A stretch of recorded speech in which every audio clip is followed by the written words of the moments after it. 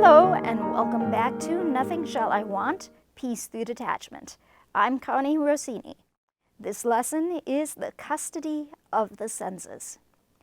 What does the custody of the senses mean? It's a term that you used to hear and read in spiritual books, but you don't hear very much these days. And that's ironic because our culture, arguably, could use the custody of the senses more than any other culture in history. We are constantly being bombarded in our senses through things that we see and hear in particular. Custody of the senses literally means guarding the senses. We want to be leading our senses, controlling them, rather than having them control us.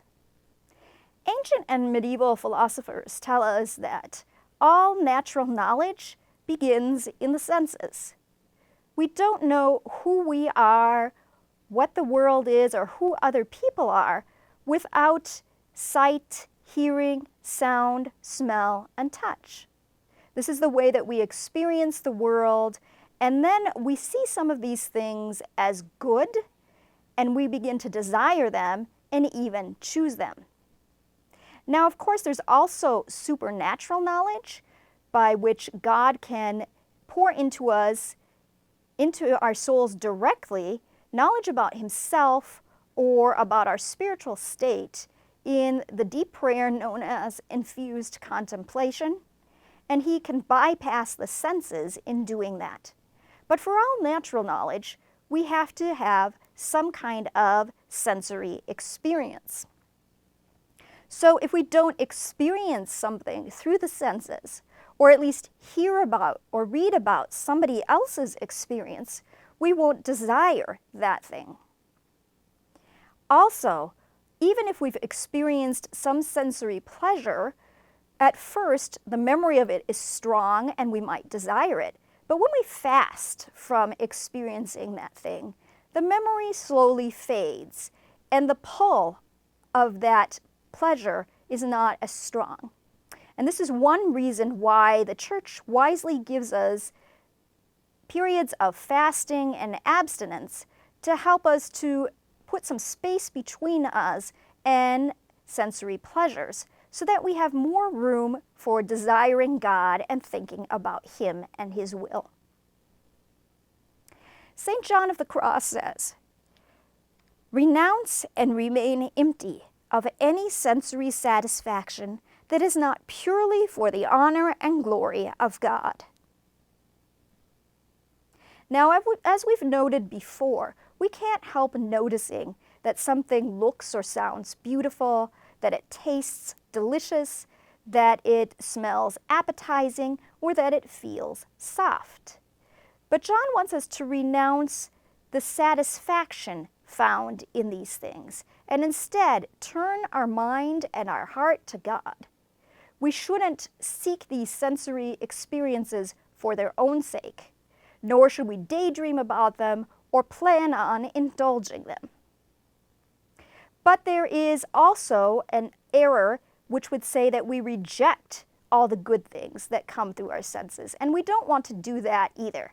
For example, if you are a husband and your wife makes you a delicious dinner, and when she sets it before you, you say, "Well, thanks for the steak, honey, but I'm just going to have bread and water tonight." I'm practicing detachment. Well, you might have the veneer of virtue in doing so, but you have rejected your wife's gesture of love and probably hurt her feelings. And so you haven't grown in love of God or neighbor through your action and your words. Instead, you should lovingly thank her for her work in making the meal and for how delicious it is, without lingering on the meal itself, turning your mind to her. The opposite of this would be something like the current fad of mindful eating, where your wife sets the steak before you and you notice the color and the shape and the smell and the texture, and you savor the taste of the steak as it goes down. And at the same time, you never once look at your wife or say thank you or show any kind of appreciation for the giver of the food. This is how we often behave with God. Every good thing that comes to us through our senses is ultimately His gift. But we get so involved in focusing on the sensory pleasure, we don't even take time to acknowledge God who gave it to us. Let's look then at some examples of how we can focus on the custody of the senses, each one of the 5 senses, one at a time. The classic example of custody of the eyes is the nun who's walking down the hall with her eyes on the floor so that nothing around her is distracting her from communion with God. Well, if you are a mother of young children, I don't suggest that you practice custody of the eyes in this way. It will probably end in disaster, and I don't have to tell you why. A better example for us as lay people would be when you're at Mass. Are your eyes wandering over the congregation so that you're noticing who's there, what they're wearing, and who's behaving? Doing so is taking your mind and your heart off of the prayers of the Mass so that you aren't fully prepared to receive Christ in Holy Communion. Another example of practicing custody of the eyes would be in the grocery line. We obviously don't want to be looking at the covers of magazines that are sinful or a near occasion of sin. But beyond that, we can also avoid reading tabloid headlines, which are simply gossip or trivialities that don't help us to grow in love of God or neighbor. As we said in the last lesson, we can avoid looking at our Facebook feed or our Twitter feed, and of course limit all kinds of digital media.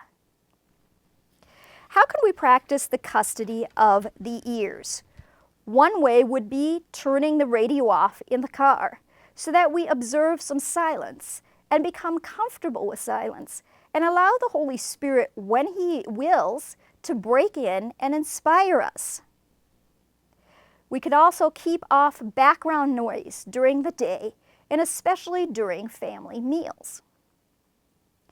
We can practice custody of the sense of taste by drinking water more often and less flavored beverages, by skipping dessert, by not salting our food, and by eating more meals at home rather than going out so often. We can practice custody of the sense of smell by not wearing perfume or cologne or using essential oils in our homes. We can practice custody of the sense of touch by not wearing luxurious fabrics, sleeping in silk sheets, taking unnecessarily hot showers, and by being moderate in our use of heat and air conditioning. John of the Cross wants us not only to avoid lingering on sensory pleasures that are sinful or the near occasion of sin, but to go further than that and not linger on even the innocent pleasures that we can't help experiencing, like the good taste of food. In doing so, we're forming a habit that will help us, when we are faced with temptation, to put the love and the desire of God first. The custody of the senses helps us to keep our priorities straight and to be attached to God alone so that we will pursue Him with all our hearts and eventually reach union with Him.